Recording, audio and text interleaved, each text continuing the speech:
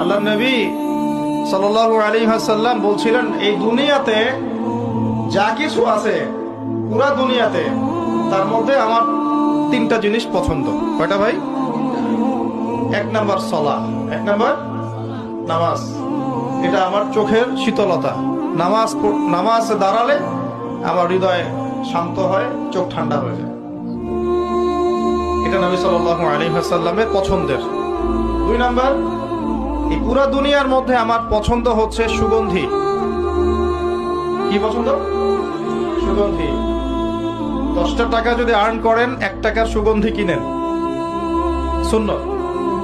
সুগন্ধি সাথে রাখতে হয়, ব্যবহার করতে হয়, মনটাও ভালো থাকবে। আর সুগন্ধি বেশি ইউজ করলে রোগ ব্যাধিও কম হয়। 3 নাম্বার হচ্ছে স্ত্রী। 3 নাম্বার কি? স্ত্রী। স্ত্রীরা আমার পছন্দ। নবী সাল্লাল্লাহু আলাইহি ওয়াসাল্লামের এই 3টা জিনিস পৃথিবীতে পছন্দ।